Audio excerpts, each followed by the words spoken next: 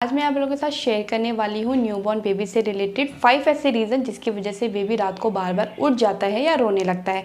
तो ये वीडियो उन पेरेंट्स के लिए काफ़ी हेल्पफुल रहेगा जो इस परेशानी में है। तो चलिए फ्रेंड्स वीडियो शुरू करते हैं। फर्स्ट रीज़न है वो अनकंफर्टेबल क्लोथ्स। फ्रेंड्स हमें इस बात को ध्यान में रखना है कि जो भी बच्चे को हम रात के समय कपड़े पहना रहे हैं वो बहुत ही सॉफ्ट फैब्रिक के होने चाहिए। कॉटन के हो तो ज़्यादा अच्छा है क्योंकि कॉटन का कपड़ा बहुत अच्छा होता है, बच्चे को अच्छे से उसमें कंफर्ट मिलेगा।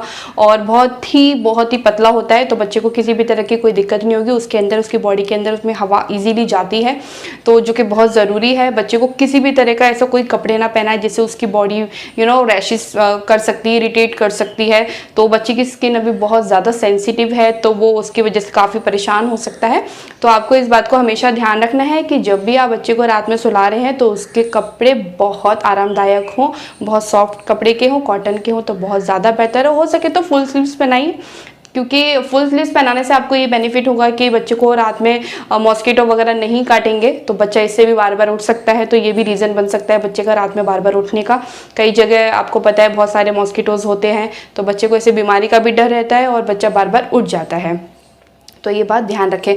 और एक बात और यहाँ पे मैं बताना चाहूँगी कि जब भी आप बच्चे के लिए कपड़े लेके आ रहे हैं मार्केट से तो उनको पहले ज़रूर वॉश कीजिए अच्छे से, तभी बच्चे को पहनाइए। और बच्चे को हमेशा साफ़ सुथरे कपड़े ही पहनाइए क्योंकि वो भी बच्चे को इरिटेशन दे सकते हैं। बच्चे की स्किन बहुत सेंसिटिव है तो वो उस पर हार्श कर सकते हैं और बच्चे की स्किन बहुत ज़्यादा सेंसिटिव होने के कारण वो रैशेस भी बढ़ सकते हैं।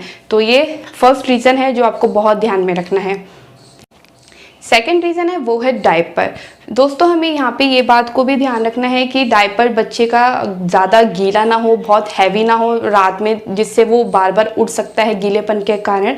तो कई बार क्या होता है पेरेंट्स उसको शाम के टाइम ही डायपर पहना देते हैं और उसी में बच्चा ओवरनाइट सो जाता है तो बहुत ज़्यादा उस डायपर का वेट हो जाता है, वो बहुत गीला हो जाता है हर जगह से। इस वजह से भी बच्चा बार बार गीलेपन के कारण इरिटेट होकर बार बार उठ जाता है, जिससे बार बार पेरेंट्स को भी परेशानी होती है, फिर बच्चा भी परेशान होता रहता है। तो आपको ये ध्यान रखना है जब भी आप बच्चे को रात में सुला रहे हैं उससे थोड़ी देर पहले ही उसको न्यू डायपर पहनाएं। अगर आपने शाम को डायपर पहनाया तो भी उसको न्यू डायपर ही पहनाएं, क्योंकि कई बार वो बहुत जल्दी, बच्चे रात में काफ़ी वॉशरूम करते हैं तो वो बहुत जल्दी भर जाएगा। तो आप जब भी उसको सुलाएंगे बच्चे को उससे थोड़ी देर पहले ही उसको न्यू डायपर पहनाइए, तभी उसको सुलाइए, तभी बच्चा बहुत आराम से काफ़ी समय तक सोता रहेगा और बीच में बार बार नहीं उठेगा। कोशिश कीजिए आप बच्चे को दिन के समय में डायपर ना यूज़ करें, उसको रात के समय में ही डायपर पहनाइए। थर्ड रीज़न है वो बहुत इंपॉर्टेंट रीज़न है और सबसे ज़्यादा बच्चे इसी वजह से बार बार रोते हैं, वो है बच्चे की भूख। हाँ फ्रेंड्स, ये बात को हमें बहुत ध्यान रखना है कि बच्चे की भूख, बच्चे को कभी भी भूखे पेट नहीं सुलाना है वरना वो बार बार उठेगा और बार बार रोएगा और भूख के लिए रोएगा। तो जब भी आप बच्चे को सुला रहे हैं तो उसको अच्छे से फीड कराएं, अच्छे से उसका पेट भरा हो तभी उसको सुलाइए, वरना बच्चा थोड़ी ही देर बाद उठ जाएगा और आपको परेशान करेगा और फिर बच्चे की भी नींद बार बार खुलती है, इसलिए वो बहुत चिड़चिड़ा हो जाता है।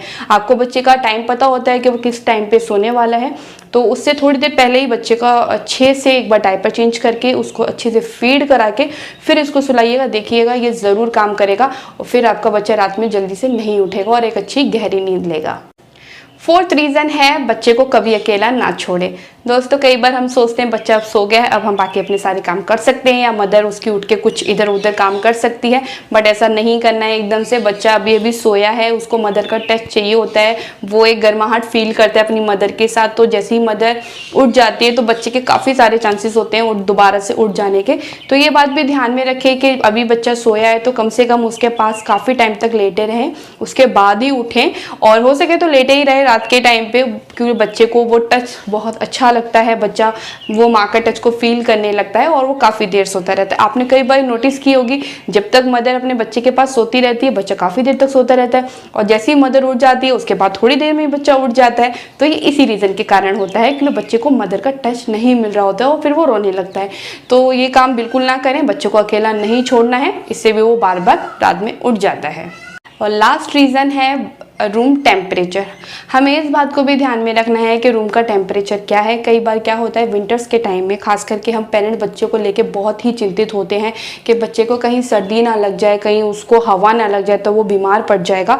बट ऐसी इतनी चिंता करने की कोई ज़रूरत नहीं है। बस आपको ये ध्यान रखना है कि कहीं से भी डायरेक्ट हवा बेड पर तो नहीं आ रही है जहाँ बच्चा सोया हुआ है। विंडो और दरवाजे आप सारे बंद करके रखिए जहाँ से डायरेक्ट हवा बच्चे को ना लगे। आप बच्चे को रात में सॉक्स पहना के रख सकते हैं, क्योंकि कई बार क्या होता है हम बच्चे को ब्लैंकेट उड़ाते हैं और वो मूव होते हैं और वो नहीं उड़ पाते और हमारी भी नींद लग जाती है, तो हम उसको बार बार ठीक नहीं कर सकते। तो आप इस बात का ध्यान रखिए, ना कि उसकी जगह कई पेरेंट्स क्या होता है ओवरनाइट ना हीटर चला के रखते हैं, जो कि बिल्कुल भी अच्छा नहीं है और ओवर हीटिंग के कारण भी बच्चा बार बार उठ जाता है और रूम बहुत गर्म हो जाता है और बच्चा इस वजह से बेचैन भी हो जाता है और रोने लगता है। हम नहीं समझ पाते बच्चा क्यों रो रहा है, हमें लगा बच्चे को भूख लगी है, फिर हम परेशान हो जाते हैं और थोड़े चिड़चिड़े भी हो जाते हैं कि बच्चा मतलब क्यों बार बार उठ रहा है।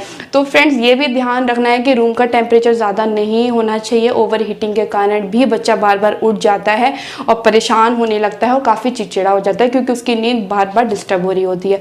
तो इस बात को बिल्कुल भी ना भूलें कि रूम का टेम्परेचर क्या है, उसको एक बार ज़रूर चेक करें। बस आपको ध्यान ये रखना है कि विंडो और डोर बंद होनी चाहिए। और बाकी अगर नॉर्मल ठंड पड़ रही है जैसे कि दिसंबर और जनवरी में पड़ती है काफ़ी ठंड, तो आप बस ये ध्यान रखें कि बच्चे को अच्छे से बच्चे ने कंबल ओढ़ा हो और बच्चे ने कपड़े थोड़े गर्म ही पहने हो। फिर चिंता के करने की कोई बात नहीं, क्योंकि जब बच्चे को डायरेक्ट हवा लगती है कहीं से तब उसको ठंड लगने के चांसेस ज़्यादा होते हैं। इसके चक्कर में हम ऐसा ना करें कि रूम का टेम्परेचर बहुत ज़्यादा गर्म कर दे और इस कारण भी बच्चा बार बार उठ जाए।